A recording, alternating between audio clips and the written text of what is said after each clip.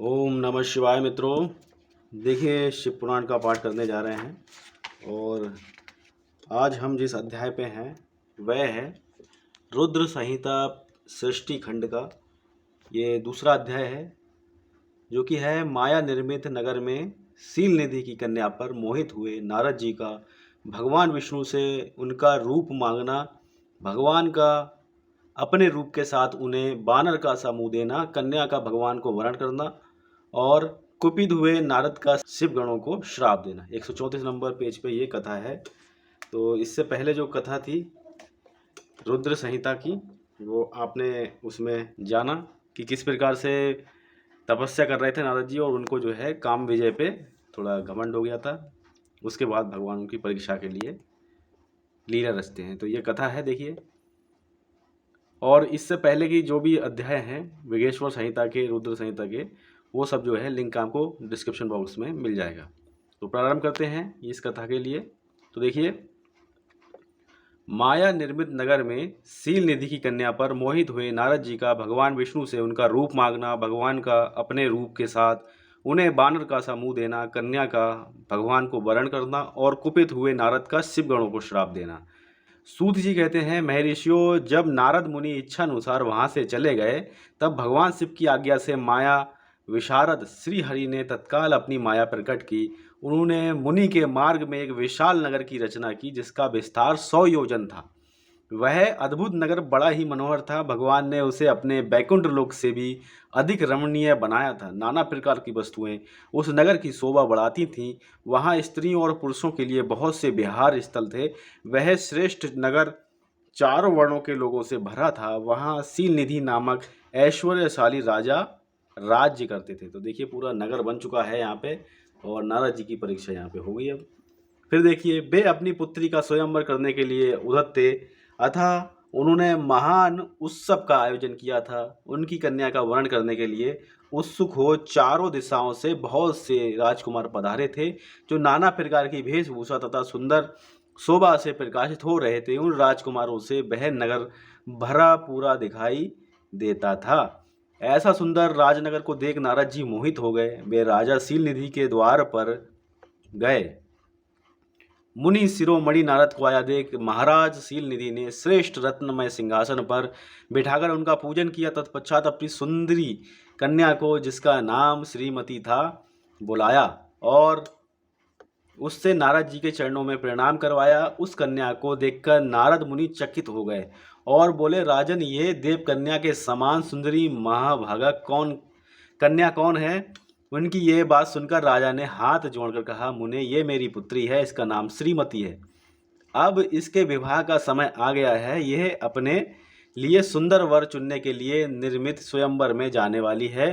इसमें सब प्रकार के शुभ लक्षण लक्षित हैं। महर्षि, आप इसका भाग्य बताइए।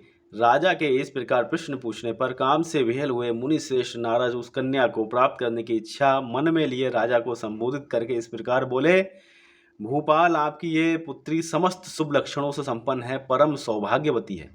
अपने महान भाग्य के कारण ये धन्य है और साक्षात लक्ष्मी की भांति समक्ष समस्त गुणों की आधार है। इसका भावी पति निश्चय ही भगवान शंकर के समान वैभवशाली, सर्वेश्वर, किसी से पराजित न होने वाला, वीर, काम विजयी तथा संपूर्ण देवताओं में श्रेष्ठ होगा। ऐसा कहकर राजा से विदा ले इच्छा अनुसार विचरने वाले नारद मुनि वहां से चल दिए। वे काम के वशीभूत हो गए थे।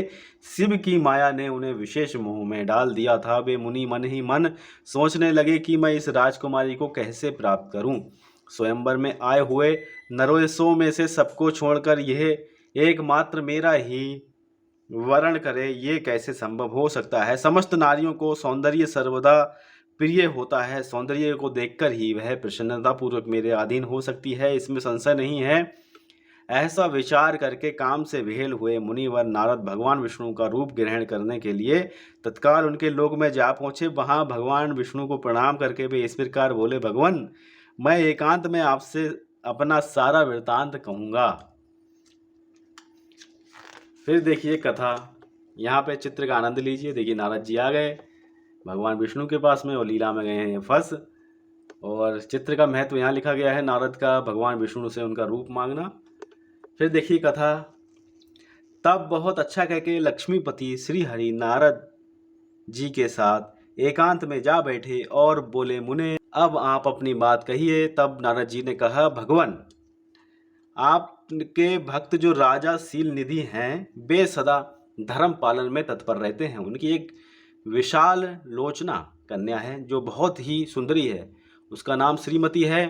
वह विश्व मोहिनी के रूप में विख्यात है और तीनों लोकों में सबसे अधिक सुंदरी है। प्रभु, आज मैं शीघ्र ही उस कन्या से विवाह करना चाहता हूँ। राजा सील निधि ने अपनी पुत्री की इच्छा से स्वयंवर रचाया है, इसलिए चारों दिशाओं से वहाँ सहस्त्रों राजकुमार पधारे हैं। नाथ, मैं आपका प्रिय सेवक हूँ, अतः आप मुझे अपना स्वरूप दे दीजिए, जिससे राजकुमारी श्रीमती निश्चय ही मुझे वर ले। सूत जी कहते हैं, महर्षियों, नारद मुनि की ऐसी बात सुनकर भगवान मधुसूदन हंस पड़े और भगवान शंकर के प्रभाव का अनुभव करके उन दयालु प्रभु ने उन्हें इस प्रकार उत्तर दिया। भगवान विष्णु बोले, मुनि तुम अपने अभीष्ट स्थान को जाओ, मैं उसी तरह तुम्हारा हित साधन करूंगा जैसे श्रेष्ठ वैद्य अत्यंत पीड़ित रोगी का करता है, क्योंकि तुम मुझे विशेष प्रिय हो। ऐसा कह के भगवान विष्णु ने नारद मुनि को मुख तो बानर का दे दिया और शेष अंगों में अपने जैसा स्वरूप देकर वे वहां से अंतर्ध्यान हो गए। भगवान की पूर्वोक्त बात सुनकर और उनका मनोहर रूप प्राप्त हो गया समझकर नारद मुनि को बड़ा हर्ष हुआ। वे अपने को कृत्य मानने लगे। भगवान ने क्या प्रयत्न किया है इसको वे समझ ना सके। तदंतर मुनि श्रेष्ठ नारद शीघ्र ही उस स्थान पर जा पहुंचे जहां राजा सीलनिधि ने राजकुमारों से भरी हुई स्वयंवर सभा का आयोजन किया था। विप्रभरो राजपुत्रों से घिरी हुई वह दिव्य स्वयंवर सभा दूसरी इंद्र सभा के समान अत्यंत शोभा पा रही थी। नारद जी उस सभा में जा बैठे और वहां बैठकर प्रसन्न मन से बार बार यही सोचने लगे कि मैं भगवान विष्णु के समान रूप धारण किए हुए हूँ, अतः वह राजकुमारी अवश्य मेरा ही वरण करेगी, दूसरे का नहीं। मुनि श्रेष्ठ नारद को यह ज्ञात नहीं था कि मेरा मुंह कितना कुरूप है। उस सभा में बैठे हुए सब मनुष्यों ने मुनि को उनके पूर्व रूप में ही देखा। राजकुमार आदि कोई भी उनके रूप परिवर्तन के रहस्य को ना जान सके। वहां नारद जी की रक्षा के लिए भगवान रुद्र के 2 पार्षद आए थे, जो ब्राह्मण का रूप धारण करके गूढ़ भाव से वहां बैठे थे। वे ही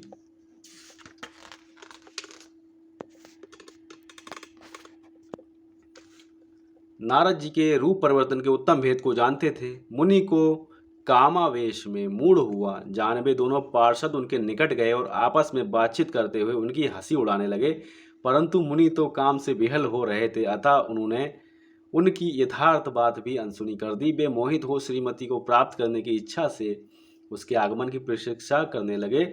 इसी बीच में वह सुंदरी राजकन्या स्त्रियों से घिरी हुई अंतापुर से वहां आई। उसने अपने हाथ में सोने की एक सुंदर माला ले रखी थी। वह शुभ लक्षणा राजकुमारी स्वयंवर के मध्य भाग में लक्ष्मी के समान खड़ी हुई अपूर्व शोभा पा रही थी।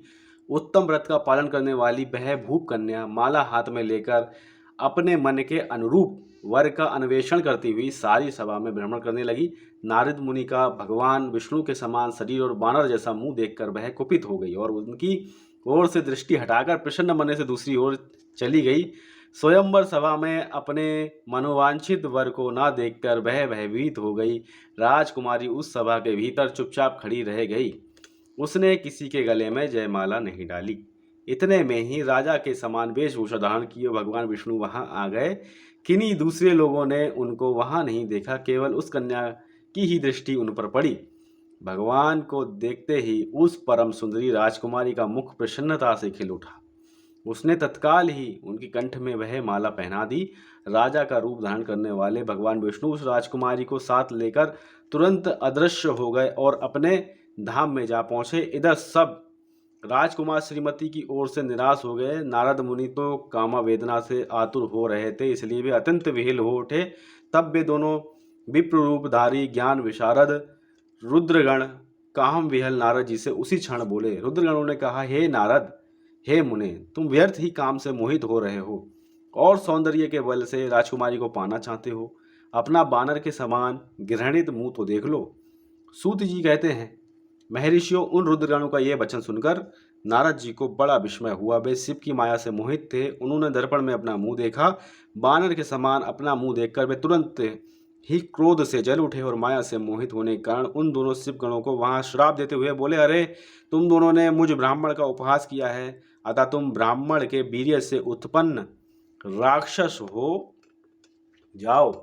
ब्राह्मण की संतान होने पर भी तुम्हारे आकार राक्षस के समान ही होंगे। इस प्रकार अपने लिए श्राप सुनकर वे दोनों ज्ञानी शिरोमणि शिवगण मुनि को मोहित जानकर कुछ नहीं बोले।